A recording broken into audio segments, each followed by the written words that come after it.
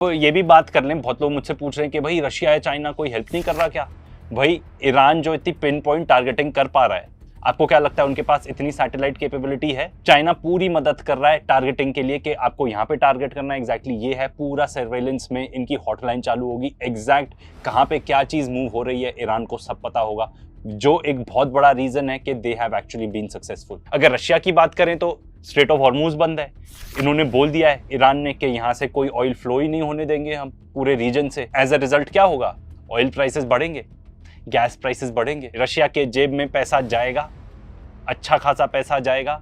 And Russia में बहुत सारे लोग सोच रहे होंगे कि भाई ये तो डिस्ट्रैक्टेड है, हाई चांसेस के यूक्रेन से बहुत सारी चीजें स्ट्रिप करके एयर डिफेंसेस या अदरवाइज इजराइल को दिया जा रहा होगा, तो भाई रशिया के लिए परफेक्ट अपॉर्चुनिटी है to pile on the pressure. क्या वो अब जाके ओडेसा ले लेंगे? मिडिल ईस्ट ब्लो अप हो रहा है, इसके लिए कोई और रिस्पॉन्सिबल नहीं है बट ज़ायनिस्ट रिस्पॉन्सिबल है, इजराइल रिस्पॉन्सिबल है। सवाल तो अब ये उठता है कि जब इतनी तबाही मच चुकी है तो क्या अमेरिका को मिडिल ईस्ट एग्जिट करना पड़ेगा? ये रीजन कंप्लीटली चेंज होने वाला है। ईरान की एक क्लियर स्ट्रैटेजी है, अमेरिकन की, इजरायलीज की क्या स्ट्रैटेजी है कुछ नहीं पता। अब ये ज़ायनिस्ट के तरफ से, and I would say Zionist only, मैं अमेरिकन नहीं बोलूंगा, ये बिल्डर अपना विटकॉफ जो जाके नेगोशिएट कर रहा था, जो बेसिकली डीकॉय था, ठीक है, नेगोशिएशन से बिल्कुल करना नहीं चाहते थे, उसने क्या बोला है वो सुनो। In that first meeting, both the Iranian negotiators said to us directly, with no shame, that they controlled 460 kilograms of 60%, and they're aware that that could make 11 nuclear bombs,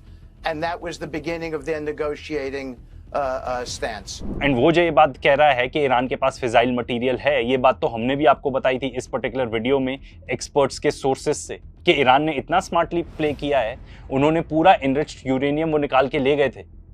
and Iran में जो उनके supreme leader थे Ali Khamenei, वो against थे a nuclear weapon, वो नहीं चाहते थे कि हम एक न्यूक्लियर वेपन बनाएं। तो फिर अब क्या होगा? तो अब जब हम इजराइल की बात करते हैं तो हम बात करते हैं सैमसन ऑप्शन की, तो भाई ईरान के पास भी तो मटेरियल है 11 न्यूक्लियर बॉम्ब्स बनाने का। तो अब अगर इजराइल कहेगा मैं अपने न्यूक्लियर बॉम्ब्स यूज करूंगा, तो ईरान बोलेगा ठीक है, हमारे पास भी 11 न्यूक्लियर बॉम्ब है, तुम एक फायर करोगे हम भी तुम्हें तबाह कर देंगे।